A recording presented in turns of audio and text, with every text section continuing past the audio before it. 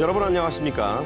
박상규입니다. 이 방송은 유튜브 KTV 뉴스에서도 실시간으로 보실 수 있습니다. 트럼프발 상호 관세가 임박한 가운데 우리 자동차는 이를 면제받을 가능성이 큰 것으로 알려지고 있습니다. 정의선 현대차그룹 회장은 트럼프의 장남과 손녀의 골프 라운딩에 동반해서 많은 얘기를 나눴습니다. 커피 원두값의 고공행진이 계속되고 있습니다. 우리가 발명한 물건 중 커피 믹스가 5위에 올랐다고 하는데요. 한국인들의 유난스런 커피 사랑 짚어드리겠습니다. 외국인들의 한류 사랑에 부응하는 백과사전이 나왔습니다. 한국 만화가 만화 원조국을 자처하는 일본에 진출해서 뮤지컬과 영화 등으로 만들어지면서 한국 만화 열풍을 이어가고 있습니다. 박성원 서울신문 논설위원, 홍종선 데일리안 선임 기자와 함께 말씀 나누겠습니다. 어서 오세요. 안녕하세요. 안녕하십니까. 트럼프 대통령의 관세 폭탄에 그야말로 세계 경제가 요동치고 있죠. 하지만 이런 와중에도 우리 조선업계에는 반가운 소식이 들어왔네요. 예, 이제 미국이 그동안은 미국 안에서 제조된, 건조된 선박만 어떤 군함이나 민간 상선에 운행할 수 있었는데 존스법이죠. 예, 존스법을 비롯해서 이제 관련 법규들이 있었는데 이거를 그 동맹국, 그러니까 한국, 일본, 나토 이런 데서도 제조한 것도 쓸 수 있도록 이렇게 법을 바꾸는 그 개정안이 공화당 의원들에 의해서 최근에 5일 날 연달아 발의가 됐습니다. 구명이 냈죠? 예, 그렇습니다. 이 공화당 의원들이 발의한 법안을 취지를 보면, 자, 미국이 지금 당면하게 앞으로 그 64척의 무려 함정을 신규로 증설을 해야 되는데, 지금의 미국의 이런 규제법으로는 어떤 쇠퇴된 그 선박 건조 기술, 또 선박 제조 역량, 이것 때문에 지금 심지어 뭐 하나 수리를 하려고 해도 너무나 오랜 기간과 비용이 소모되고 있다. 그래서 이런 법안을 개정해서 미국의 선박 해군의 또 미국의 상선의 이러한 역량을 급격히 늘리겠다. 이런 취지입니다. 네. 자, 이런 함정을 단기간에 또 가성비 높게 만들어 납품할 수 있는 나라, 전 세계에 사실상 대한민국과 일본 정도입니다. 다만 이 법안에 조건들이 붙어 있어요. 그렇습니다. 이제 동맹에는 만드는 걸 개방한다 하더라도, 자, 조건이 비용이, 그 해외 건조 비용이 미국 내에서 건조할 때보다 적어야 된다라는 것도, 특히 보안상의 문제 때문에 중국의 기업이나 중국의 본사를 둔 그런 다국적 기업들은 안 된다라는 게 있고, 이제 이와 같은 법안은 사실 바이든 행정부의 때도 그 발의가 됐었습니다. 근데 이제 임기 만료로 국회 임기 만료로 이게 폐기가 됐는데, 사실 트럼프 대통령은 아시다시피 지난 그 20일 취임 직후에 작년에 그 11월 5일 당선 직후에 윤석열 대통령한테 통화를 가질 때 바로 한국의 선박 경쟁력을 콕 집어서 얘기하면서 한국과의 협력을 원한다라는 걸 밝힐 만큼 굉장히 이 선박 경쟁력에 대해서 관심이 깊고, 또 지금 상하원이 다 집권 공화당이 다수당이기 때문에 이 법안 통과에는 문제가 없을 걸로 보입니다. 네. 자, 말씀하신 대로 이들 법안이 통과가 되면 앞으로 무려 30년에 걸쳐서 미국의 엄청난 군함 시장이 우리에게 열리게 됩니다. 규모가 얼마나 되죠? 예, 이제 이 규모가 정말 엄청난데요. 30년간 무려 1,500조 원 규모입니다. 정확히 1,560조 원이라고 그렇습니다. 하더군요. 그래서 이제 그 군함 척수로 말씀을 드리면 현재 그 작년 말 현재 295척의 군함을 2054년까지 390척으로 한 100척 가까이 증설한다는 계획이고, 여기에 소요되는 예산이 1조 750억 달러. 그러니까 우리 돈으로 1,560조 원이 되겠습니다. 네. 이렇게 이제 이러한 미국의 흐름을 사실은 우리 조선업계도 이미 간파하고 있었어요. 그래서 그 트럼프 당선되기 전부터 미국 시장의 확장을 염두에 둔 군함 사업에 철저히 준비를 해왔고요. 특히 한화오션의 경우는 작년 8월에 미 해군의 MRO, 그러니까 유지 보수 정비 사업을 이미 수주를 했습니다. 네. 그리고 또 미국의 필라델피아에 있는 필리 조선소라고 필라델피아의 별칭이 필리죠. 그렇습니다. 이 조선소도 인수를 하는 등 사전 말하자면 포석을 뒀고요.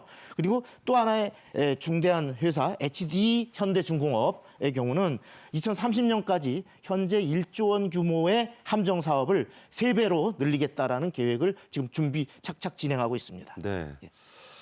트럼프 대통령은 인도의 모디 총리를 12일 맞이하는데 그 직후인 13일부터 예고해왔던 상호 관세를 이제 발효할 예정입니다. 그렇게 밝혔어요. 그런데 우리도 이게 예외가 아니다라는 얘기가 지금 나옵니다.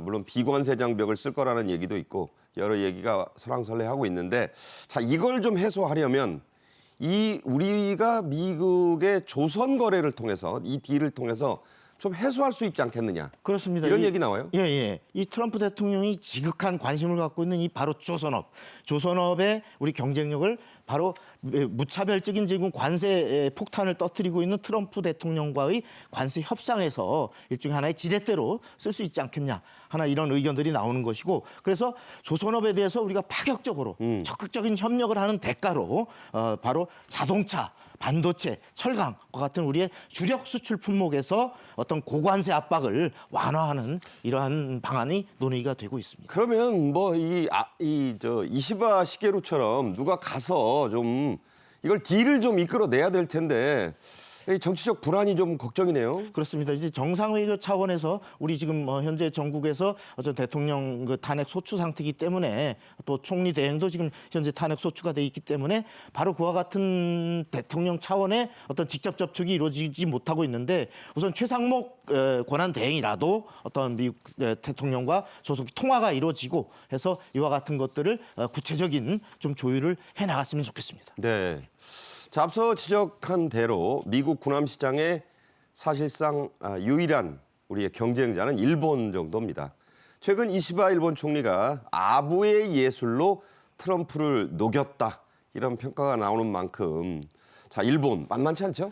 예, 사실 지금 이 미국이 문호를 개방한다고 했을 때 그중에서도 바로 인도 태평양 동맹국인 일본과 한국이 대표적인 어떤 가능성 있는 국가고 그중에서 유일한 경쟁국이라면 결국 우리한테는 일본이 수주 경쟁에서의 다크호스라고 할 수 있겠습니다. 근데 이제 일본의 경우는 바로 우리가 특수선 그러니까 고난도를 요하는 군함 이러한 데서의 건조 역량은 우리와 어근비근합니다. 네. 그리고 또 미 7함대가 아시다시피 일본에 주둔하고 있잖아요. 바로 그러한 배경에서 힘입어서 유지보수 정비 사업에서는 이미 일본은 이미 이런 것들을 해오고 있는 상황입니다. 다소 앞서가요 지금. 예, 그렇습니다. 그렇지만 우리 한국의 경우도 무엇보다도 우리가 납기에 따른 경쟁력, 그 빠른 건조 능력, 그리고 수리 능력, 이런 기술력 이걸 바탕으로 우리가 수주전에 치열하게 뛰어든다면 우리가 결코 질 이유가 없다 이런 생각이 듭니다. 네. 그래 일본과 이제 지분 싸움을 좀 하겠죠. 여기에는 정치력, 경제력, 외교력 다 동원이 돼야 할 겁니다.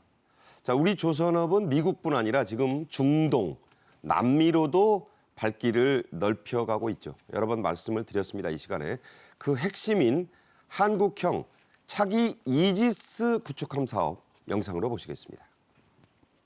KDX 1, 2, 3 나가다가 KDDX로 나가는 이유가 있을까요? KDX 시리즈들이 이제 전투 체계라든지 이런 것들을 계속 향상시키면서 갔던 부분인데 근데 KDDX는 KDX에서 적용했던 각종 무장이라든지 통합 마스터, 전투 체계 이런 것들을 그냥 싸그리 국산화로 만들었다. 뼛속까지 국산 기술이 적용된 최초의 전투함, 구축함이다. 국내 방산 업체들이 세부 장비들을 다 만든 거기 때문에 실제적으로 대한민국이 돈을 남길 수 있는 배다. 예, 그렇게 보시면 될 것 같아요.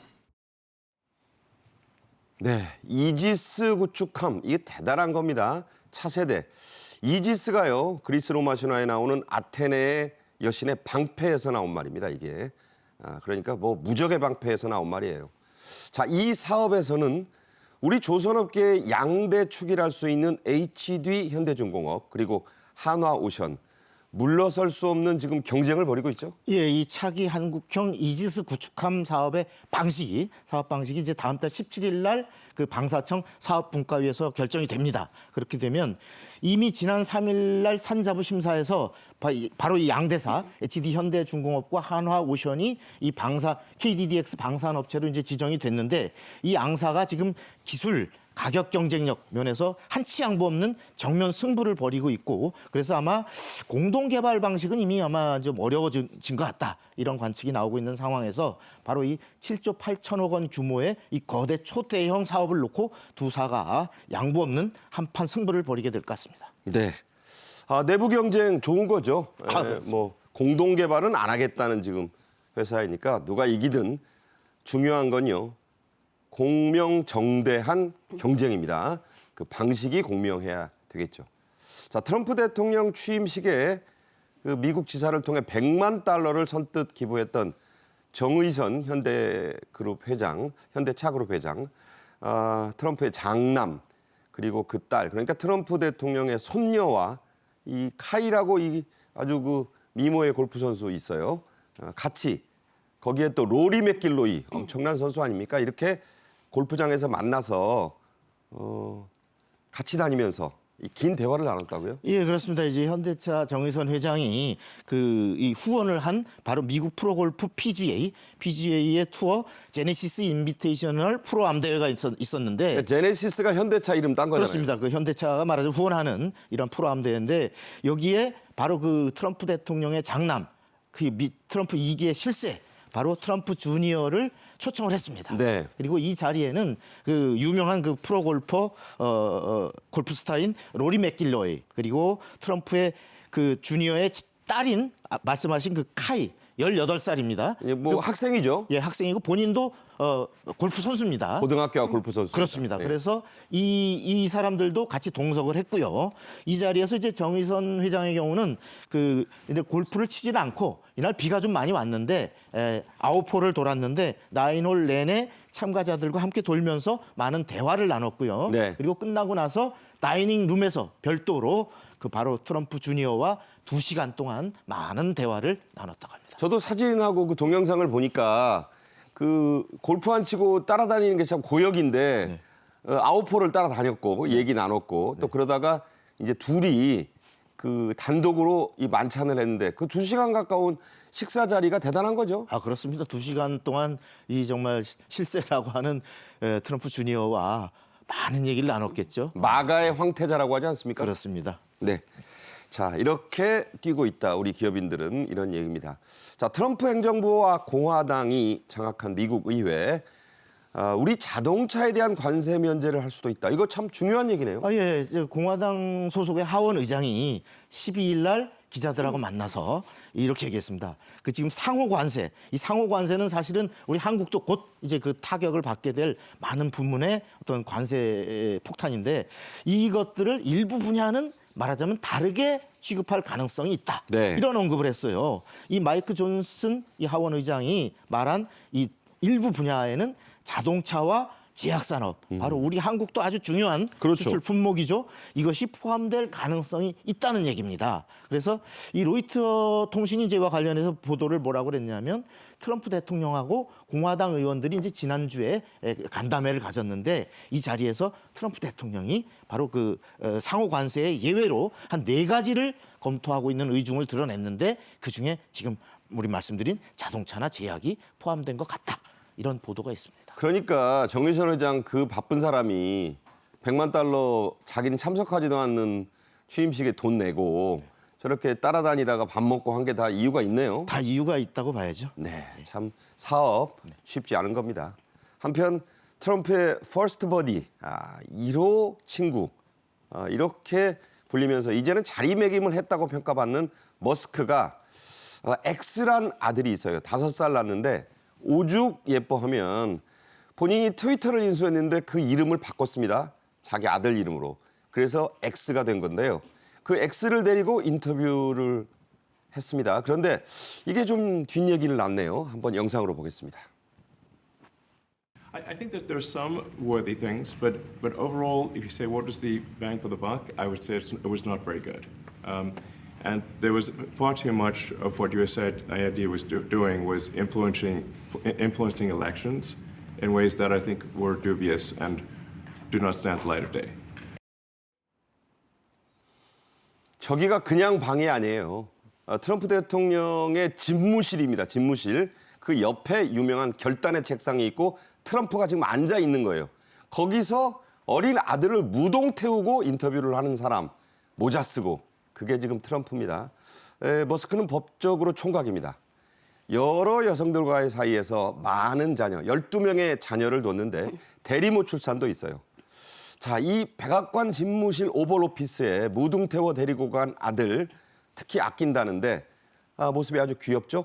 이 엑스 아들이 트럼프 대통령 결단의 책상 옆에서 여러 행동을 해서 아주 귀여운 뽀짝이라는 얘기 듣고 있죠? 맞습니다. 이 일론 머스크가 사실 테슬라의 CEO이기도 하지만 지금 트럼프 정부의 정보 효율부 수장이잖아요. 그래서 사실 이날 기자회견 한 30분 하면서 하고 싶었던 얘기는 지금 미국 의회가 지금 이 부채, 미국 정부가 부채 문제 해결하지 않으면 도산할 수도 있다. 그러니까 내가 구조조정하는 거 막지 말라라는 얘기고 트럼프도 그래 우리가 비용 줄이려는 거 말리지 마. 이런 얘기를 하고 있는데 사실 이 얘기보다 지금 더 화제가 되고 있는 거. 저거 보세요. 저 5살 난 엑스. 일론 머스크의 12번째 아들 자식이 지금 뭘 했는가인데 코 후비는 사진 보이시죠? 결단의 책상에 옆에서 코를 후비다가 그 코 후빈 손을 저 결단의 책상에 닦았다 그래요. 저게 엄청난 책상 아닙니까? 네, 그리고 또 이제 트럼프 가까이 다가가서 쳐다보기도 하고 아빠가 보이는 손짓 제스처를 따라하기도 하고 아이고 지루하다 하품을 하기도 했는데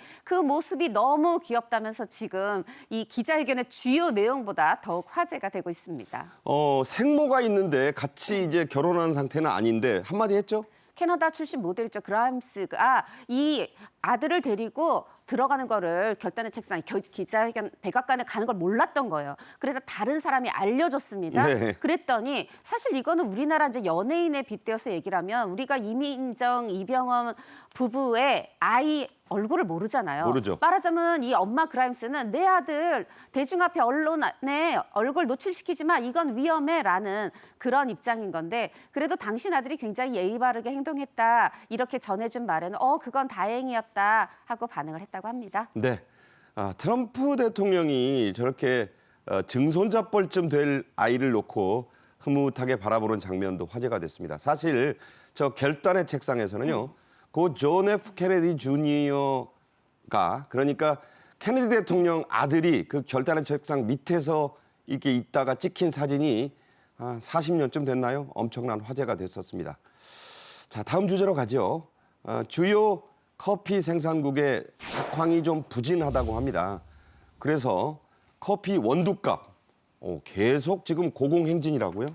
맞습니다. 한 108%가 올랐으니까 가격이 뭐 2배 이상이 됐다 이렇게 봐야 될 것 같은데 그럼 원두 가격이 왜 이렇게 올랐느냐? 일단 크게 두 가지 원인이 있습니다. 하나는 브라질, 베트남 커피 원두의 주요 원산지에서 이 생산량이 뚝 떨어졌다는 거예요. 그리고 하나는 트럼프 정부가 지금 관세부가 방침을 예고하고 있는데 이거에 대비해서 많은 수입업자들이 미리 원두를 선점하려고 하는 가수요가 발생하면서 사재기. 그렇죠. 사재기가 발생하면서 또 이 원두값이 이렇게 2배 이상까지 오르는 이런 상황이 됐다는 거고요. 그래서 지금 그러면 이게 1분기부터 지금 커피값 올라갈 거다 이런 얘기가 있는데 그러다 보니까 송미령 농림식품부 장관이 이 업체 관계자들을 만나서 이거 좀 늦춰줄 수 없느냐 요청을 하지만 이게 쉽지 않을 거라고 전망이 되고 있는 이유가 이미 우리가 지금 고환율 아닙니까? 그렇죠. 그것으로 인해서 물류비가 상승해서 우리가 원자재나 이 원료를 확보하기가 어려운데 그래서 지금 그런 상황에서 원두값 올리지 않기가 쉽지 않다. 결국 그거는 우리에게로 1분기 내로 아마 커피값 인상으로 이어지지 않을까 이런 전망이 우세합니다. 그래도 우리나라 사람들 지금 특히 젊은 층 커피 사랑 여전합니다. 4,000원짜리 라면 먹고 5, 6,000원짜리 스벅 먹는 분들 많아요. 그게 뭐 어떻다는 게 아니라 그렇다는 겁니다. 우리나라의 커피값이 하지만 그렇게 비싼 편은 아니다. 이런 통계가 있어요? 예, 이제 가격 정보 제공업체 글로벌 프로덕트 프라이시스닷컴이라는 자료를 보면은 한국의 커피값은 대략 37개 나라 중에서 21위. 중하위네요. 예, 중하위 정도로 분류가 되는데요. 이제 작년 12월 기준으로 스타벅스 라떼를 기준으로 따져보면 이 가장 비싼 커피값의 나라는 스위스. 오, 한 2만 원 하나요, 저거? 예, 이게 네. 한 잔에 8.48달러입니다. 예, 거의 15,000원 넘네요. 예, 그렇게 되니까 우리 한국은 3.80달러로 이제 추산이 됐고, 그러니까 한국보다 한 2배를 넘는 이런 가격이고요. 한국의 경우 그 1인당 일평균 소득 대비 커피값을 따져보면 2.7%입니다. 그러니까 하루에 100원을 번다 그러면 평균 100원을 번다 그러면 2.7원을 커피값에 지출하고 있다. 이런 통계인데 이걸 다른 나라와 비교해 보면 가장 그 일일 소득 대비 커피값 지출이 가장 많은 나라는 모로코, 그다음에 인도, 필리핀 이런 순입니다. 네. 모로코는 전 국민의 30%가 다 명품만 가지고 다닌다는 그런 나라니까 직접 비교하기는 좀 어려울 것 같습니다만, 예. 바나나 공화국이라는 말이 있죠. 이거 사실 좀 조롱조롱하는 말이에요. 남미에 있는 국가들. 그런데 대한민국, 뭐 나쁜 의미는 아니지만 이제는 리퍼블릭 오브 커피, 뭐 커피 공화국이라고 불러도 손색이 지금 없죠. 네, 맞습니다. 지금 이제 커피 정말 많이들 많이 마시는 거 실감하실 거예요. 근데 그럼 우리나라에 커피가 언제 처음 들어왔을까? 이길상 한국학중앙연구원 교수가 낸 논문이 있어요. 커피의 어떤 시작, 기원에 대해서 낸 논문인데 이걸 보니까 우리나라에 1860년 3월에 처음으로 수입이 됐는데 어머 그럼 이거는 어떻게 수입이 됐을까 하고 봤더니 그 우리나라에 와 있던 프랑스 파리 외방선교의 선교사가 다른 건 참을 수 있었는데 커피를 못 마시는 게 힘들었나 봐요. 그래서 이 홍콩에 있는 대표부에 커피 좀 보내주세요. 이렇게 해서 1860년 3월에 들여왔고 이 선교사만 마신 게 아니라 사실 이제 우리 양반들 사이에서도 개항 위에 커피 들어오니까 이거 괜찮네 하면서 이제 이게 유행처럼 번진 겁니다. 그러면서 이름이 이제 나오기 시작한 거예요. 우리가 이제 커피 이 영어를 뭐라고 발음할 거냐 이걸 갖다 한문으로 가차음으로 해서 이 문관 민건어는 갓비차 이렇게 했는데 좀 더 대중화된 거는 한성순보가 썼던 표현 갑이라는 게 좀 더 이제 대중화가 됐는데 그 이후에 그러면은 사람들이 더 이렇게 양반을 넘어서서 서민까지 어떻게 마시게 됐을까 했더니 프랑스상이 브라이싱이라는 사람이 있었는데 당시에 나무를 독점하기 위해서 이 나무를 벌목하는 벌목꾼들이나 이런 파는 사람들한테 커피를 제공했는데 이게 일반인들이 먹어보니까 이게 시커멓고 이런 게 탕약하고 비슷해서 서양에서 들어온 탕약에 대해서 양탕국 이렇게 불렀다고 해요. 양탕국. 네, 네. 이제 그런 어떤 대한제국 근대화 시기를 거쳐서 우리 해방 후에는 커피를 대중화시키는데 다방이 앞장섰죠. 한 1945년 경에는 요게 이제 뭐 100개 이하 요 정도였는데 1959년이 되니까 3천 곳으로 늘면서 어떤 커피의 대중화에 다방이 앞장섰다. 이런 내용들이 논문 안에 기록이 돼 있습니다. 사실 그 다방 문화가 뭐 물장사란 말도 났고 물론 뭐 그게 뭐 좋다 나쁘다를 떠나서 그리고 이 마담이란 말도 사실은 다방에서 나온 거잖아요. 그렇습니다. 이제 그 다방이라는 걸 말씀하신 것처럼 나쁘게 볼 게 없게 프랑스에서는 그 살롱이라는 거기서 또 문학이 뭐 싹트기도 했었고요. 그리고 이제 본격적으로 이런 커피가 또 대중화된데 아마 많은 분들이 이제 그러면 우리도 집에서 밥 먹고 나서 숭늉 먹듯이 커피 한 잔 하게 된 게 언제일까 생각해 보면 커피 믹스 아시죠? 이제 그거가 이제 등장하면서 우리가 근데 사실 이게 빨리빨리 한국의 빨리빨리 문화가 만들었다는 거예요. 언제 원두 내려 먹고 이게 아니라 커피에 프림에 설탕이 한 봉에 다 들어서 그냥 뜨거운 물에다 종이컵만 있으면 먹을 수 있잖아요. 근데 이게 이제 또 시작됐던 게 한 1976년 요때 동서식품이 프리마라는 걸 만들면서 그럼 이걸 프림만 팔 게 아니라 어떻게 팔까 하다가 만들어낸 게 커피 믹스였다고 하네요. 네, 참 여러 가지 좋은 그 설명들 유래를 말씀해 주신 가운데 이 고종이 그 손탁이라고 있었어요. 역사적으로 그 지금 정동 앞에 있는 손탁 호텔 운영했던 그 외국인이었는데 커피 맛을 그때 보고 커피를 하루에 뭐 4번까지도 마셨다고 하면서 고종이 내린 이름이 바로 가베입니다. 요새 가베라고 많이 하잖아요. 고종이 하사한 이름이었습니다. 자, 원두 커피 얘기를 하셨는데 이게 수입품이지만 우리나라 사람이 만든 커피가 있어요.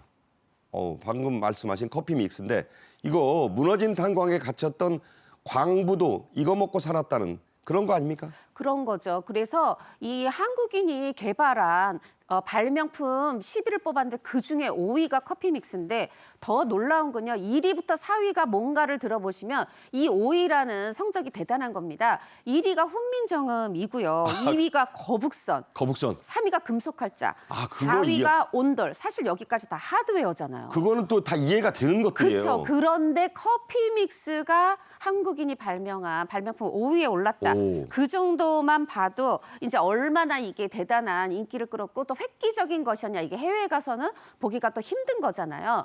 그리고 또 하나 이제 우리가 커피를 또 대중화할 수 있었던 계기가 1992년에 나온 캔커피인데 캔커피. 그때 뭐 레스비 요걸 이제 롯데칠성 음료가 내놨었거든요. 네네. 그리고 코카콜라가 내놓았던 네스카페. 네스카페. 그리고 이제 맥스웰, 동서식품이 내는 맥스웰. 요 세 개 이제 캔커피가 굉장히 젊은이들 사이에서 인기를 끌면서 또 한 번 커피가 한국인에게 바짝 가까이 다가왔었죠. 홍 기자님 저거 3파전 커피 믹스 유행할 때 학교 다니셨죠? 네, 대학생이었고요. 근데 그때 당시에 저는 사실 지금도 커피를 잘 못 마시는데 첫 번째 사귀었던 남자친구가 저한테 레시피를 줬던 친구인데 제가 그 캔커피를 마시지 지금 커피를 마시지 못하는 이유가 사실 커피 마시면 심장이 뛰거든요. 네. 그 커피를 먹고 제가 그 학생을 좋아하는 줄 착각해서 사실 첫 번째 즐거운 어떤 데이트가 있었습니다. 그 정도로 이게 유행했던 그런 음식. 저도 생각이 납니다.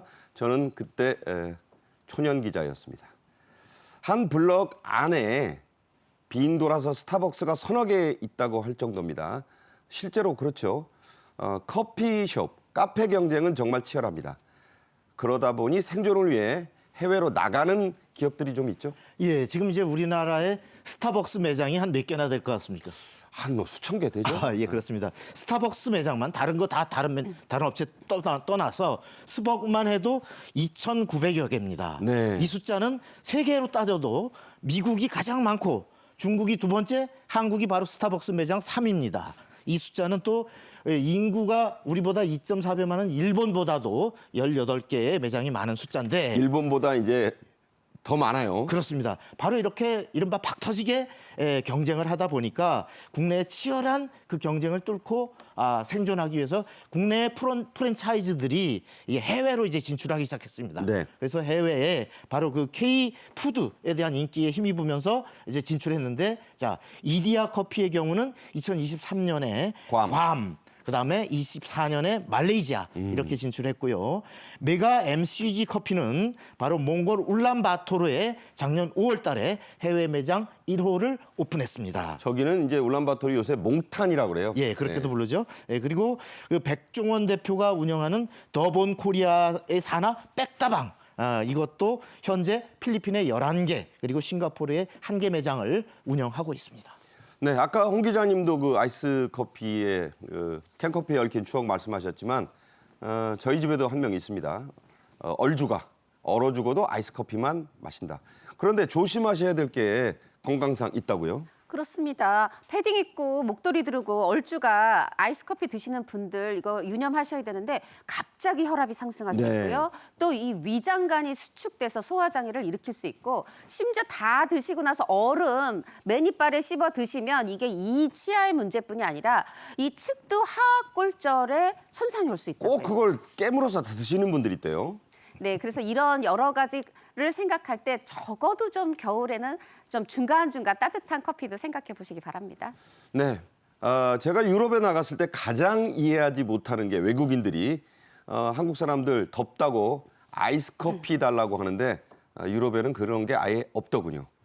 자, 한류의 폭발적인 인기 확산에 한류 전문 백과사전까지 나왔습니다.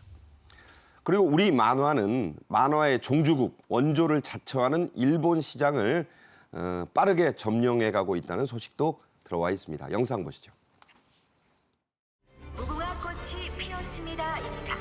그 옛날에 어릴 때 하던 거 말이에요?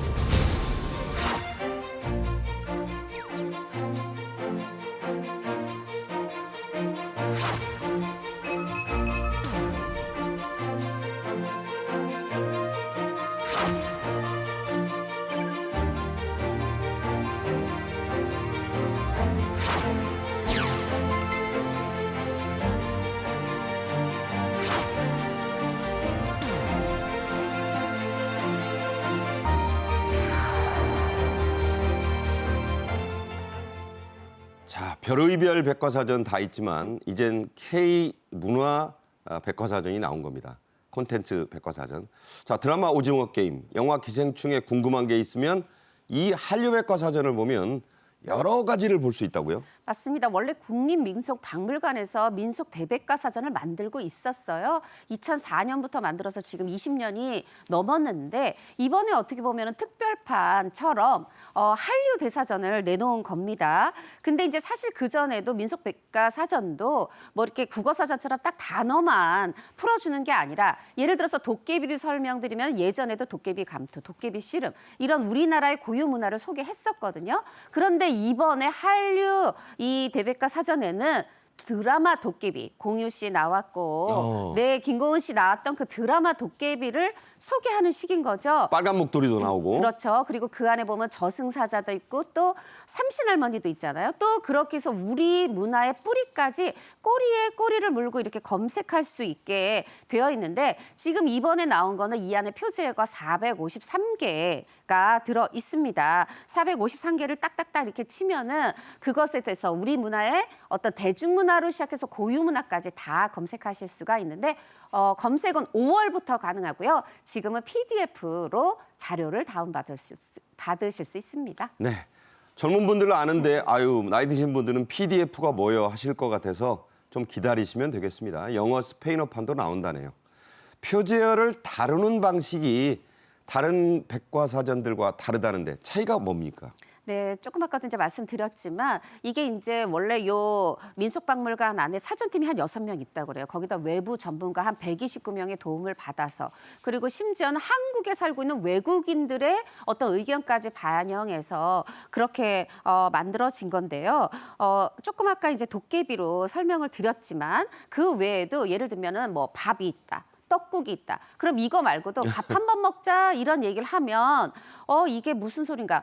외국인들한테 알려주는 거죠. 아, 이거 헤어질 때 되게 우리 다음에 또 만나서 밥 먹을 수 있을 만큼 친밀한 사이에 하는 형식적인 자지 거기서 그럼 몇 월 며칠에 밥 먹어? 요거는 아니다. 그러니까 see you later 정도인데 그렇죠. 진짜 밥 약속 잡으면 안 된다는 거예요. 그렇죠. 그런 것도 다 소개가 돼 있고요. 외국인들은 이 부분에 있어서 어떤 거에 관심을 갖나 봤더니 주방가의 외국이 없는 거잖아요. 불판 그리고 또 맵다, 싱겁다 이게 무슨 표현인가 이런 것들까지 자세하게 찾아볼 수 있는 그런 한류 대백과 사전이라고 합니다. 네. 조금 기다리시면 편리한 백과사전 만나보실 수 있겠네요.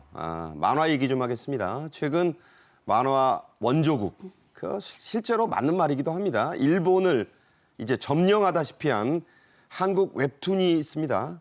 영상 보시겠습니다.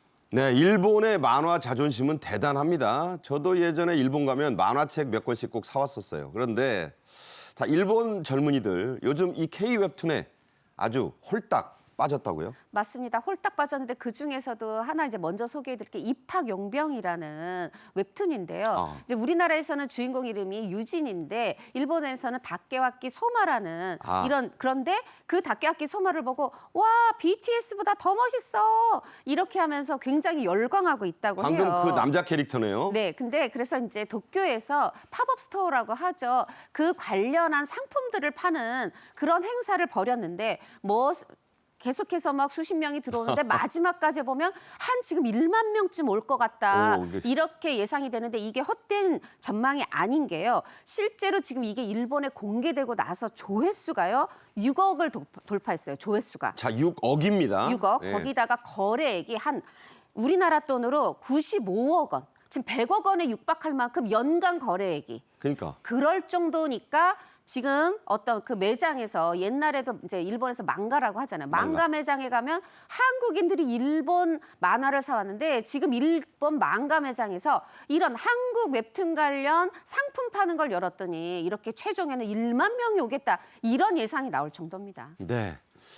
일본에 가서 만화 배워오던 그 선배들이 보면 참 감개무량 상전벽해할 일입니다. 일본은 세계 만화 시장을 3분의 1 이상 점유하고 있는 만화의 절대 강국입니다. 그런데 요즘은 매출액 1, 2위, 만화 매출액 선두와 2위, 금메달이 다 한국 만화라죠? 예, 그 지금 만화 종주국이라고 할 수 있는 바로 일본에서 이 만화 웹툰의 순위가 바로 우리 한국 계열의 네이버 웹툰에서 네이버 웹툰의 일본 계열사에서 만든 라인 망가가 1위. 그리고 카카오 피코마의 그 피코마가 2위를 차지했습니다. 이게 작년 4분기 기준인데요.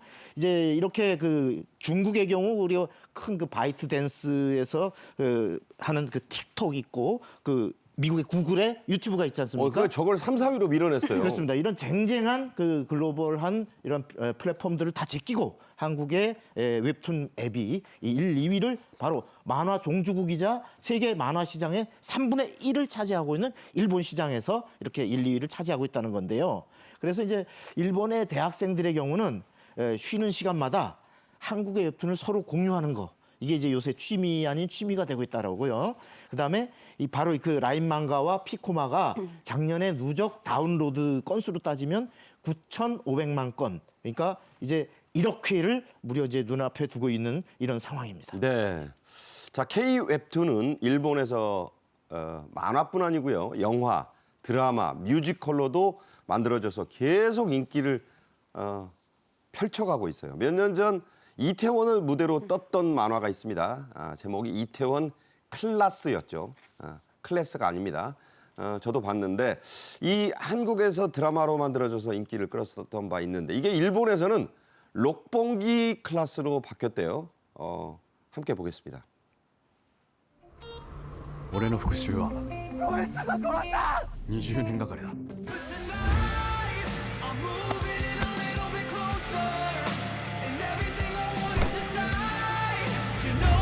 土下座をして謝りなさい。土下座するのはお前の方だろ私のこと好きになったらダメだよ。夢は私が叶えてあげます。先のことなんか誰にもわからない自分の信念貫け。あなた。お前かっこいいよ 네, 박서준 씨는 안 나오지만 이게 이제 모두 이태원 클래스의 캐릭터와 이 대본에 따른 겁니다. 자, 그래서 말씀드린 대로 이게 이태원 클래스는 드라마도 됐고 뮤지컬로도 됐고 이런데 또 다른 우리 그 K 만화 원작 드라마 이건 영화로 만들어진다고요? 그렇습니다. 말씀하신 것처럼 K-웹툰 이태원 클래스가 한국에선 드라마로, 일본 가서는 드라마를 넘어 뮤지컬로까지 됐는데 또 하나의 웹툰은 여신강림입니다. 이게 먼저 일본에서 드라마로 만들어지고 애니메이션으로 만들어졌어요. 근데 이게 인기를 끌었더니 이제 올해는 영화로도 만들어지고 애니메이션도 시즌 2까지 나온다는 겁니다. 그럼 왜 이렇게 성공할 수 있을까? 물론 이 컨텐츠 자체가 재밌는 그게 제일 1등이겠지만 이전에와 다른 어떤 전략이 있다. 뭐냐? 예전에 겨울연가 굉장히 드라마 인기였을 때 일본에서 뮤지컬로 제작이 됐었거든요. 네. 근데 그럴 때는 이게 그냥 일회성 기획이었어요. 그런데 이제는 현지화 전략을 택하고 있다. 뭐냐면 지금 이렇게 이태원도 배경을 록봉기로 바꾸고 또 일본에서 인기 있는 배우들을 출연시키고 이렇게 현지화 전략으로 가면서 이제는 몇몇 뭐 겨울연가 팬, 배용준 팬, 박용화 팬이 아니라 그냥 일본 대중들이 이게 뭐 어느 나라 거냐를 떠나서 그냥 매력적인 소재로 K 웹툰을 그냥 우리가 예전에 미국 팝송 듣듯이 그렇게 거부감 없이 보고 있다는 거죠. 네, 참 대단합니다. 네이버 웹툰은 헐리우드에 진출을 한다는데 그 유명한 마고 로비가 갖고 있는 스튜디오도 참여를 한다고요? 예, 이제 네이버 웹툰이 그 웹툰 호러물을 그 영화로 이제 제작할 예정인데 공포물? 예, 공포물인데 2021년부터 북미에서 상영되고 연재되고 있는 영화 시리즈가 있는데 스태그 타운이라는 예, 이런 제목으로 연재가 되고 있는데 이 공포 웹툰을 바로 이제 영화화하겠다는 거고요. 여기에는 말씀하신 영화 배우 마고 로비가 설립한 할리우드 제작사 럭키 챕도 함께 참여할 예정입니다. 그러니까 이제 그런 그 거물 배우가 프로덕션으로 있는 제작사가 들어온다는 거는 이게 돈이 될 거라는, 흥행이 될 거라는 확신이 있는 거잖아요. 그렇습니다. 이미 일본 시장에서 입증이 됐듯 한국 그 K 웹툰의 경쟁력이 입증이 됐기 때문에 미국도 여기 참여하는 거죠. 네. 자, 오늘의 마지막 주제로 가겠습니다. 찰스 3세 영국 국왕이 토트넘 호스퍼 경기장을 찾았습니다. 그래서 주장, 캡틴 손흥민을 만났습니다. 소니라고 하죠. 영국에서는. 영상 보겠습니다.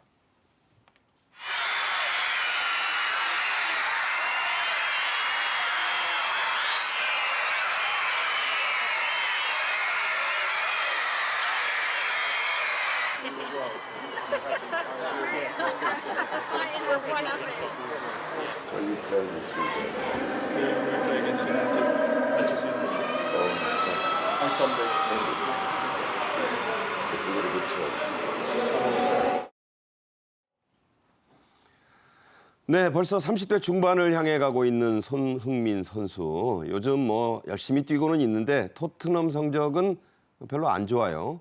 찰스 3세가 손 선수와 먼저 손을 내밀어서 악수를 하면서 의미심장한 질문을 했다고요? 이번 주말에 경기가 있냐? 그러니까 손흥민 선수가 맨체스터 유나이티드랑 있다. 맨유? 네, 잘 될 것 같냐? 그랬더니 그랬으면 좋겠다 했고, 근데 한 번 더 물었어요. 팀은 지금 잘 돼가고 있냐? 했더니 어려운 시기지만 열심히 노력 중이다. 전력을 다하겠다. 이렇게 얘기를 했는데 지금 찰스 3세가 암투병 지정이잖아요. 그렇죠. 그래서 지금 이 토트넘이 지금 리그라든가 이런 것에 진출을 못한 걸 다 파악하고 한 질문인지는 모르겠지만 시기상으로 딱 맞아떨어지면서 이런 질문들 또 그러다 또 재치 있으면서 또 진심을 다한 손흥민의 답변이 또 한 번 화제가 되고 있습니다. 네, 그래서요. 이 영국 왕실, 뭐 이게 로얄이란 말이 원래 그 영국 왕실에만 붙거든요. 이 로얄 인스타그램의 게시물의 첫 장면, 이거 뭐 대문 사진이라고 하지 않습니까? 여기에 손흥민이 올라왔다고요? 네, 찰스 3세가 이렇게 방문했던 걸 이 영국 이 왕실에서 SNS에서 첫 화면에다가 게시를 했는데 보면은 찰스 3세보다 오히려 지금 손흥민의 얼굴이 더 크게 잘 보이고 웃고 있는 모습이 보이죠. 정면이 그리고, 보이네요. 네, 그리고 사이에 있는 선수가 토트넘의 또 여자 축구단의 주장이거든요. 브래디 잉글랜드인데 그 선수는 오히려 한 발짝 멀리 있고 이 세 사진에 보면은 누가 봐도 손흥민이 주연으로 보이는 그런 사진이 또 이렇게 크게 게시가 돼서 이 또한 화제가 되고 있습니다. 저런 거 사진은 우리 기자님 보실 때도 좀 다분히 의도한 A샷이겠죠? 그렇죠. 의도했다고 보여지고요. 사실 보통은 우리가 뭐 왕이든 그렇죠. 아니면 왕비든 왕세자든이 더 크게 나오는 법인데 확실히 이 찰스 3세가 축구 좋아하고 또 우리 손흥민 선수에 대한 저는 특별한 애정이 있어서 더 힘든 시기에 방문하지 않았을까. 그리고 지금 뚜렷하게 뭐 재계약 이런 게 확정되지 않은 시기라 저는 이 방문이 좀 손흥민 선수에게 큰 힘을 주는 그런 방문이 되기를 개인적으로 바라고 있습니다. 네, 저도 뭐 축구 좋아하는데 인터넷 열어보면요. 손흥민 어디로 가나 기사가 매일 올라와요. 정말 뭐 그 인터넷상으로 전 세계 다 다닙니다. 뭐 바르셀로나 간다 그랬다가 사우디 간다 그랬다가 그런데 이 토트넘은 지금 애를 먹이고 있고 참 어려운 시기를 지나고 있습니다. 말씀드린 대로 암투병을 하고 있는 찰스 3세 국왕 손흥민 선수로부터 아주 특별한 선물을 받았다죠? 네, 이제 구단이 준비한 선물일 텐데 여기 토트넘의 상징이 수탉이잖아요. 그걸 황금으로 된, 그러니까 뭐 황금 진짜 전체가 황금은 아니겠지만 황금으로 장식된 이 수탉 기념물을 손흥민 선수가 이렇게 직접 저렇게 찰스 왕에게 그러니까 저 박스 안에 들어있는 게 이제 황금 수탉이네요. 그렇죠. 그 선물을 주는 또 저 사진도 함께 지금 화제가 되고 있습니다. 네. 손흥민 선수, 영국 왕의 좀 이 기운을 받아서 로얄 홈페이지에도 올라갔으니까 이제 뭐 전성기를 지났다는 논란이 있지만 이게 또 쓰러지기 전에 이 촛불이 또 한번 반짝하는 법이거든요. 손 선수 팬들은 어떻게 느끼실지 모르겠지만 잘 해나가리라고 기대해 봅니다. 박성원 위원, 홍종선 기자와 함께 말씀 나눴습니다. 잘 들었습니다. 저희 정책인 이슈는 토요일과 일요일에도 한 주간의 핵심만을 감추려서 여러 번 방송해드립니다. 많은 시청 부탁드리고요. 건강하고 편안하고 안전한 주말과 휴일 보내십시오. 감사합니다.